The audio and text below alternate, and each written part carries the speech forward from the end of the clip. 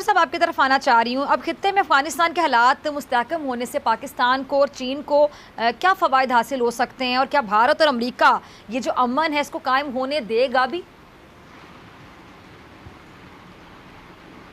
हाँ, ये बड़ा अच्छा सवाल है आपका।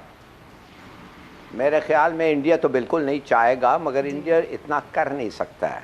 अमेरिका बहुत सारी चीज़ें कर सकता है, इसलिए कि उसके बहुत सारे लोग हैं जो हैं अफ़गानिस्तान में, जिनके साथ उन्होंने काम किया है तालिबान के ख़िलाफ़, और जिनके उनके पुराने लॉयल्टीज़ हैं, और जब पैसे वैसे उन अमेरिका के आते हैं तो फिर वो सब चीज़ रिवाइव कर सकते हैं। दो चीज़ें हैं मेरे ख्याल में जो हमें मद्देनज़र रखना चाहिए। नंबर वन, तालिबान का अपना परफॉर्मेंस कैसा है। अब तक तो उन्होंने कहा है ना कि सबको माफ़, औरतों के राइट्स और ये और वो, अगर वो इम्प्लीमेंट करें तो फिर मेरे ख्याल में बड़ा मुश्किल होगा इन लोगों को अपनी पूरा कोशिश पूरा करने। मगर अगर वो ना करें और फैक्शंस में डिवाइड हो गया अफ़गानिस्तान, ख़ास तौर एथनिक हुए, तो फिर मेरे ख्याल में वही बात आ जाएगा जो एक ज़माने में था और जो हम सब जानते हैं। तालिबान ये चाहते हैं ब्रिगेडियर साहब कि अमेरिका मुकर्ररा वक्त पर अपने तमाम फौजी अफगानिस्तान से निकाल ले, जिसके लिए 31 अगस्त की डेडलाइन भी दी है। अब अगर अमेरिकी फौजी चले भी गए, फिर भी अफगानिस्तान पे नजर रखने के लिए ये जो अमेरिका है वो किसी ना किसी मुल्क को तो इस्तेमाल करेगा, क्योंकि उसको तो आदत है। तो कहीं फिर हम पर अमेरिकी प्रेशर ना आ जाए, यानी एयर स्पेस दे दी जाए, अड्डे मांगे जाएँ। वो तो मुझे तो ये लगता है कि PTI की हुकूमत, खासतौर पर इमरान खान साहब के वज़ीर आज़म है, बड़े दबंग वज़ीर आज़म है, वो आराम से कह देंगे कि नो मोर, ऐसा नहीं हो सकता, वो इनकार भी कर देंगे। लेकिन अमेरिका ये प्रेशर डाल सकता है, इसके कितने चांसेस हैं? अमेरिका ने कहा, जफर हिलारी साहब, अमेरिका तो चलें किसी हद तक कह सकते हैं अपनी हार को तस्लीम कर चुका है, मान चुका है कि उन्होंने वक्त भी ज़ाया किया बहुत ज़्यादा।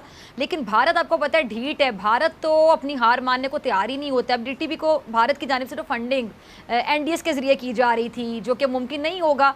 क्या भारत इस हार को तस्लीम कर लेगा आपके मुताबिक, या फिर अब भी एक ज़रिया ढूंढने की कोशिश करेगा, एक ज़रिया मुमकिन है?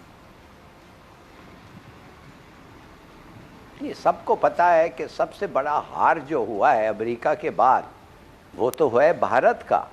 $4 बिलियन उन्होंने उधर लगाया है, वो गया। और हर किस्म के वो 4 कॉन्सुलेट्स, 6 कॉन्सुलेट जो भी हैं, इस्तेमाल कर रहे थे। एक घोंसला था वो इनके स्पाइस का, जासूसों का, पता नहीं। और देखिए, इनको तो बिल्कुल फुल कंट्रोल था अफगानिस्तान पे। जो ऑपरेशन अगर लॉन्च करना चाहते थे वो अब बॉर्डर के हद तक जा सकते थे, और अपने लोगों को वो जो बलूचिस्तान BLA और TTP को कह सकते इधर से जाओ, उधर से जाओ, ये करो, वो करो। माने they had the run of Afghanistan. इससे बेहतर उनको क्या मिल सकता था? और मैंने सुना ये है बकौल लोगों के कि जो पकड़ा गया है कागजात NDS के दफ्तर में, वो बताता है कि भारत का नेटवर्क इतना बड़ा था, अब वो एक्सपोज हो गया है। और जब वो इंशाल्लाह निकलेगा तो मेरे ख्याल में इस किस्म की हरकतें एक मुल्क जब दूसरे मुल्क के खिलाफ करता है तो वो फाटेफ क्या, हम तो UN सिक्योरिटी काउंसिल का एक इमरजेंसी सेशन कॉल करना चाहिए और कहना चाहिए कि इस किस्म के अगर हरकत हो तो ये जंग का इम्कान है। माने इट मेक्स सर्टन कि जंग होगा ऐसे लोगों के खिलाफ। तो मैं ये मेरे ख्याल में भारत का तो बहुत बड़ा नुकसान हुआ है। हाँ, पैसे देंगे, वो सोचेंगे कि फिर हम खरीद लेंगे।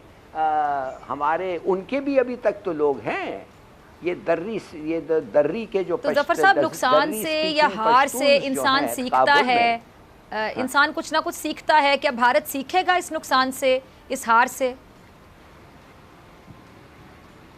नहीं, भारत का तो सीख नहीं सकता है ना जी। जब आप पैदा हुए हैं इसीलिए कि पाकिस्तान को ख़त्म करने के लिए, और आपका मकसद ही यही है, आपका foreign policy, defence policy, every kind of policy का मकसद ही यही है कि पाकिस्तान को ख़त्म करो, तो एक शिकस्त से तो वो ख़त्म नहीं होता है ना।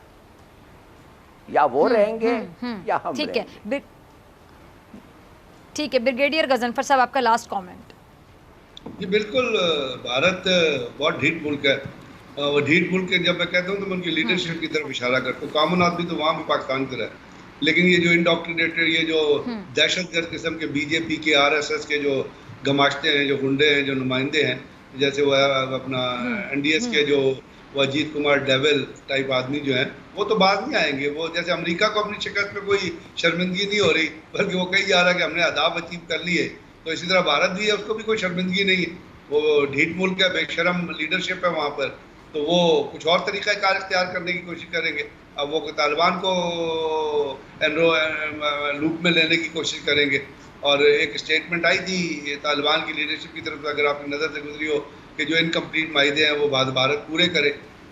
तो इसमें एक ओपन वो तो है, तो अब वो नया तरीक़ाकार इख्तियार करेगा। पाकिस्तान को कॉशियस होना है, पाकिस्तान को अपनी सरहदों के ऊपर बहुत सर्वेलेंस सिस्टम बड़ा अपग्रेड करना है, और मूवमेंट जो हो रही है अफगानिस्तान के अंदर से जो लोग निकल के आ रहे हैं, क्योंकि मैंने आपको बताया बहुत सारे रॉ के ऑपरेटर को वो बगराम से निकले और वो फिर उनको इंडिया का तैयारा लेके गया, आपकी नज़र से भी गुजरा होगा। तो एक बहुत बड़ा नेटवर्क बनाया हुआ था वहाँ पे, जिसमें मुसैद भी शामिल थी, सिर्फ भारत नहीं था, सिर्फ रॉ नहीं थे, NDS और मुसैद भी शामिल थी।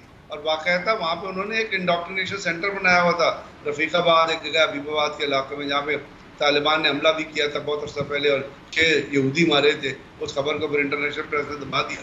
तो वहाँ पे तमाम लोग मौजूद थे। तो अब तालिबान की जिम्मेदारी के इनको they should kick them out, और जैसे UNO की सिक्योरिटी काउंसिल में एक पूरा केस बना के दोबारा जाना चाहिए कि जी अगर इस किस्म की चीज़ें होंगी तो ये तो दोनों मुल्कों को जंग की तरफ लेके जाती है ना। पाकिस्तान को एक प्रोएक्टिव और ऑफेंसिव स्टांस इस चीज़ के ऊपर लेना चाहिए, और दुनिया को बारहा बताइए नहीं कि हम चुप करके बैठ जाए। जैसे मादी में हम नाम भी नहीं लेते थे, बल्कि इवन परवेज मुशर्रफ की भी हुकूमत थी तो हम कह दिया करते थे एक पड़ोसी एक हमसाया मुल्क ने ये काम किया। भाई दुश्मन को नहीं पहचानोगे तो उसको लिवरेज दोगे खेलने का, जब उसको लेवरेज दोगे काम करने का तो वो अपनी एक्टिविटीज को बढ़ा, यही होता रहा। क्योंकि आपने दुश्मन को दुश्मन नहीं कहा, उसको पहचाना नहीं, आप उसको साड़ी हम लेते रहे, उससे उसको अपने ड्राइंग रूम में बिठा के उससे गले मिलते रहे, उसको अपना आम देते रहे, भाई बनाते रहे, कहते रहे कि ये अजीत कुमार डेविल